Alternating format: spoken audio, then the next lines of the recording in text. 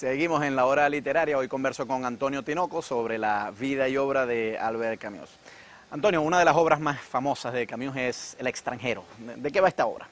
Esta es una novela, ¿verdad?, muy breve, una novela de tipo existencialista, personaje muy psicológico, narrada en primera persona. Eso indica ya que es una obra de carácter existencial. Y el personaje se llama Mersol, es un hombre extraño, prácticamente un hombre que vive dentro del absurdo. Su vida transcurre sin ninguna gran importancia o trascendencia, él la ve como una rutina constante. Y comienza el libro con la muerte de su madre.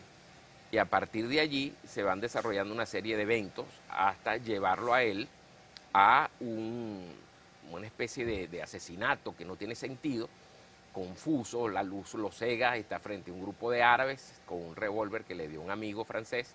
Él dispara, mata a uno de los árabes y comienza un juicio. Pero lo interesante de este juicio es primero que todo lo que se dio al principio de la obra, la estructura como la presentó el autor, va a servir de pruebas contra Mersol en el juicio y van a ir contra él. Es decir, por ejemplo, tomó café, un acto tan significante en el día del entierro de su madre, y la gente lo vio en el juicio, lo presentaron como un hombre sin sentimiento, como un hombre que no tenía ninguna...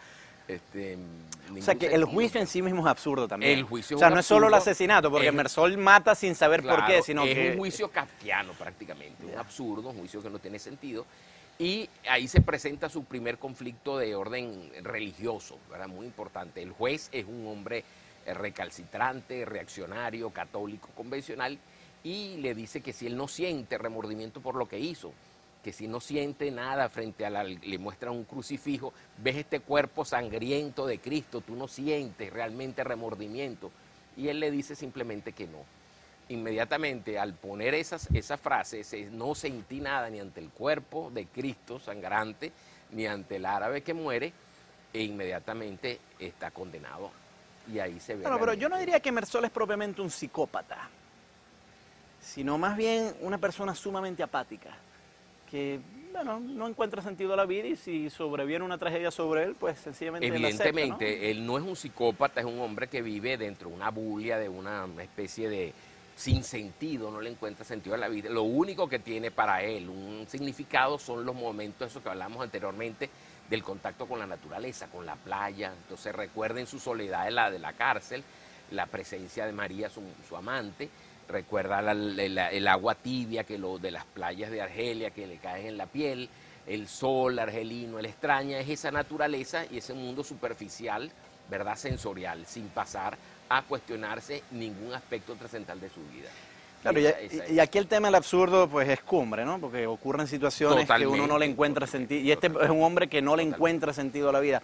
Luego Camus escribe otro libro, que ya no es en formato de novela, sino de ensayo, que se llama El mito de Sísifo, que es este que está acá, donde explora también temas parecidos. Sísifo es un personaje de la mitología griega, que los dioses condenan a llevar una roca hacia arriba, en una colina, y cada vez que llega la roca al tope de la colina, desciende otra vez, y él está condenado a hacer eso todos los días. Entonces, claro, Camus con este mito quiere ilustrar lo absurdo que muchas veces resulta la vida cotidiana, que nos levantamos en la mañana, hacemos cosas, pero al final no encontramos el sentido de por qué. Y muchas veces, por ejemplo, con este programa de televisión yo me lo pregunto, o sea, ¿qué sentido tiene que yo haga esto? O sea, a lo mejor no consigo los ratings que yo quiero, venir todas las mañanas a hacer el esfuerzo, si quizás dentro de 40 años la gente no se va a acordar de mí. Y es un tema bastante perturbador. ¿De qué va el mito de Sísifo? El mito de Sísifo yo prácticamente lo veo como la explicación del extranjero. Es decir, si leemos simultáneamente, vamos leyendo las dos, encontramos que el mito de Sísifo va a explicarnos lo que es la vida de Mersol, es decir, el personaje central del extranjero. ¿Por qué? Porque el extranjero está, como dice su nombre, fuera de la realidad. Y el mito de Sísifo nos plantea una existencia para cualquier ser humano dominada por la rutina, por repetir diariamente y cotidianamente todos los actos de nuestra existencia de una manera sistemática. Nos levantamos, vamos a trabajar, nos agotamos, regresamos con el tráfico y al día siguiente se vuelve, esa piedra de Sísifo simbólica se vuelve a repetir. Y es la vida de Mersol. Fíjate que lo único que extraña es ese repetir, porque no hay otra cosa en la vida. En la vida no hay ninguna otra trascendencia. Y ese es el planteamiento que lo ubica a Albert Camus dentro del existencialismo ateo. Es decir, no hay nada más allá de la existencia inmediata. Camus se hace una pregunta muy perturbadora en el mito de Sísifo y también en otras obras, que es ¿por qué no suicidarse? O sea, ¿qué motivación hay para vivir si todos los días es lo mismo? Y yo no estoy muy seguro que él ofrezca una respuesta contundente. Usted señaló en el segmento anterior quizás la hipótesis de que su muerte no fue que fue propiamente un suicidio, pero porque fue un accidente de tráfico, pero sí que quizás él ya la estaba buscando desde hace algún tiempo, o sea, porque como sus personajes él no le encontraba sentido a su vida. Y a mí al leer a Camus me perturba un poco esta idea de que no hay un camino fácil para encontrarle sentido a la vida. ¿Qué alternativa nos da Camus frente a este paisaje tan desconsolador? Volvemos a ubicarnos en el contexto de la época. Los existencialistas tuvieron que recurrir a la política, a la praxis política para darle sentido a la vida. Y ahí encontramos que Sartre, que es uno de los grandes escritores que habló sobre el absurdo, recurre a la política, es decir, al marxismo para darle un sentido a la existencia humana. Si yo no hago una praxis política, mi vida no tiene ningún sentido. Y en el caso de Albert Camus se encuentra lo mismo. La única posibilidad, en este caso distinta, ¿verdad?, está en dos elementos para Camus. Primero, su praxis como anarquista, y la segunda, en la estética. Es la misma salida que le da Nietzsche a la vida, a su nihilismo. En lo único que creo es en el arte y en la belleza.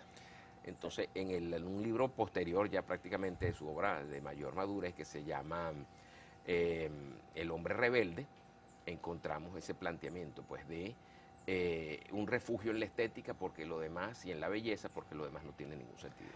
Bueno, pero yo sospecho y le pregunto que Camus podría haber dado el consejo de que cada uno de nosotros encontremos cosas cotidianas con las cuales nos podríamos entretener y encontrar motivación para seguir viviendo, que no es necesariamente la estética, puede ser algún hobby, un deporte, la relación con los hijos, ir a un juego de fútbol. Gabriel, sí, pero recuérdate bien en el momento en que viven ellos, los existencialistas, es la posguerra, después de Europa ha quedado devastada, la humanidad se enfrentó a la más grande destrucción, la bomba atómica, recuérdate bien, Hiroshima y Nagasaki, y el mundo queda, bueno, devastado, los principios, los valores se vienen al foso.